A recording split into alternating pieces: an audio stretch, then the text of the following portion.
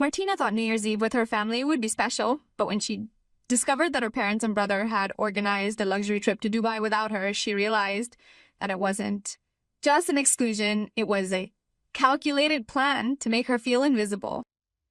What they didn't know was that Martina had stopped being the silent daughter who endured in silence, and when they returned, they found something they didn't expect. A woman who had learned to organize her own party without them. Subscribe to our channel so you don't miss true stories of revenge, justice, and personal rebirth. My name is Martina Bellini. I'm 28 years old. And on December 29th, I discovered that my family had organized a dream New Year's Eve in Dubai without telling me anything. Not an invitation. Not a word. Just silence. And then a message on WhatsApp. We'll talk after the holidays. Happy New Year! I was sitting in the kitchen of my small apartment in Turin when I opened Instagram and saw my brother Lorenzo's story. Him, my mother, and my father at Malpensa Airport with designer suitcases and perfect smiles. The caption read, "Heading to Dubai. Finally a family break." I was staring at the screen for what felt like a whole century. My heart was pounding in my chest, not out of surprise, but out of confirmation. Because deep down, I already knew. I had always been at the bottom of the Bellini family wagon. Lorenzo, the quintessential firstborn son, had inherited his father's company, a small import-export business which had become quite profitable in the last few years. He had done nothing to deserve it except being born male and first. I, on the other hand, had studied business administration, worked for 10 years in a multinational company, and when I asked my father if I could join the family business, he replied, "Martina, you already have your path. Lorenzo needs stability." Stability. As if I had been born with a golden parachute. Like and subscribe for more stories like this. I reread my mother's message 3 times. I'll talk to you after the holidays. Without an explanation, or even a mumbled apology. They just threw out a sentence, as if rescheduling a dentist appointment. I called my mother. She didn't answer. I called my father. Voicemail. I wrote to Lorenzo. "Why didn't you tell me anything about the trip?" His answer came 2 hours later. Mom and Dad made their last-minute decision. It was just the 3 of us. We thought I was busy. Busy? Yeah, sure. Busy existing, I suppose. The anger came slowly, like water filling a bathtub. It didn't explode right away. It built up, drop by drop, until it suffocated me. Because it wasn't the first time. It was just the latest in a long series of silent exclusions. My father's birthday 2 years ago. A surprise dinner at a restaurant, organized by Lorenzo. I found out by looking at the photos on Facebook. Last Christmas. They had given me a sweater bought at the last minute at a discount store, while Lorenzo had received a Rolex. Lorenzo's graduation, a party at a villa with 150 guests. My master's degree, a quick dinner at a pizzeria, because there was no time to organize anything else. And now, Dubai, New Year's Eve. The family happy without me. I looked at the calendar. It was 2 days until the new year. 2 days when I would be alone while they toasted with champagne overlooking Burj Khalifa. But then I thought, what if instead of crying, I did something? I've always had a hidden talent. Event planning.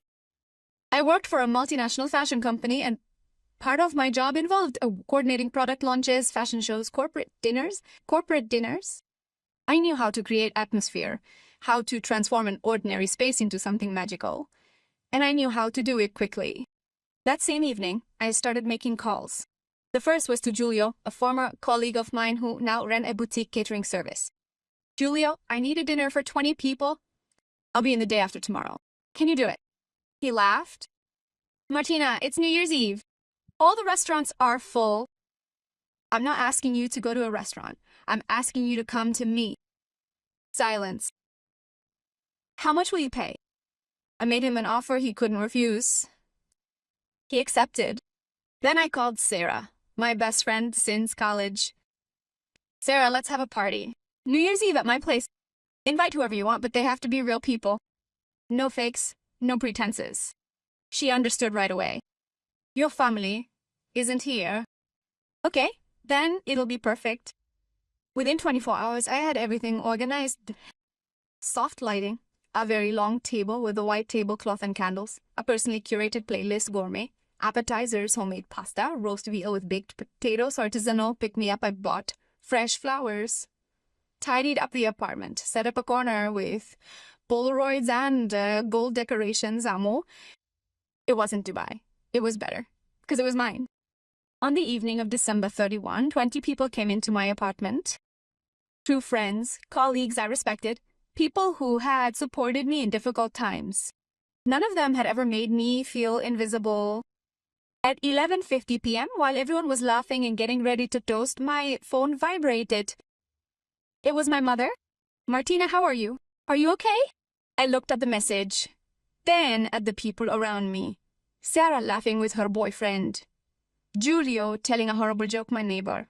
An elderly lady I had invited because she would be alone, smiling, with emotion. I replied, "Everything is perfect, Mom. I'm celebrating with my real family." She didn't answer right away. But when she did, her tone was different. "With whom?" "With the people who really love me." They came back on January 3rd. My father called me right away. "Martina, come to lunch on Sunday. We need to talk." I went, but not because I needed them. I went because I wanted to see their faces when they realized I was no longer the daughter waiting for crumbs. They were sitting at the dining room table, the same room where I had felt left out for years. Lorenzo still had his resort tan. My mother was showing off a new bag, clearly bought in Dubai. My father looked at me with an expression I couldn't decipher. Then he began. "We heard you had a party on New Year's Eve." I kept quiet, waiting. Sarah posted some photos. It looked really nice. "It was," I replied calmly. "It was the best night in years." My mother coughed. "Martina, you know, we wanted to invite you, but we thought you were too busy." "Too busy for a family trip to Dubai?" I asked, with a polite and curious smile, since I had asked for time off specifically for the holidays. Silence. "Dad, Mom, Lorenzo," I continued, "I've understood something this year. I don't have to wait for you to include me anymore. I don't have to hope that you'll see me anymore, because I see myself and the people who matter see me. You had your party, I had mine. And do you know what the difference is? Mine was real." Lorenzo snorted. "You're exaggerating. It was just a trip." "No, Lorenzo. It was a symbol of everything that has always been. Me outside, you inside. But it doesn't hurt anymore, because I've stopped knocking on a door that never opens." I woke up.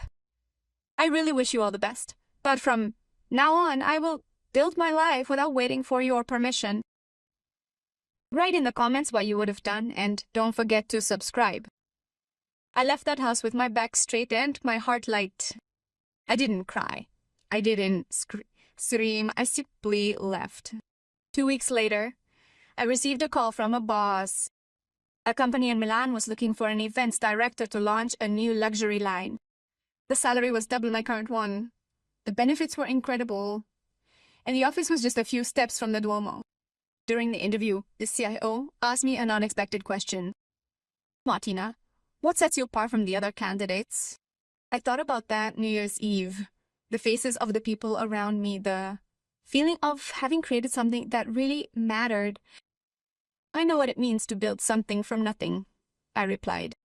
"And I know that the best things happen when you stop asking for permission." They hired me on the spot. Today, 6 months later, I live in Milan. I have an apartment with a terrace overlooking the city. I organize events for international brands, and every now and then I get messages from my mother, short and formal, that don't require a response. Lorenzo tried to call me once, drunk at midnight. "Martina, I miss you. The family isn't the same without you." I didn't answer, because that's the truth. They don't miss me. They miss the idea of me. The silent daughter, always available, always in the background.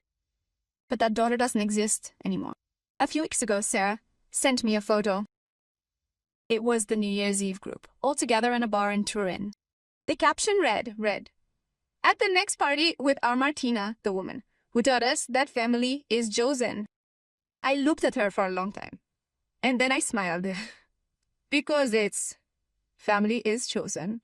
And I choose the people who see me, the people who celebrate me, the people who never say, see you later. Devere. That evening in Dubai, my parents and my brother toasted to the new year. But I toasted to something bigger. To myself. To the woman I decided to become. To the life I truly deserved. And when the clock struck midnight surrounded by people who loved me, I thought, this is my revenge. Not anger, not resentment, just freedom. Because the real victory is not making them regret it.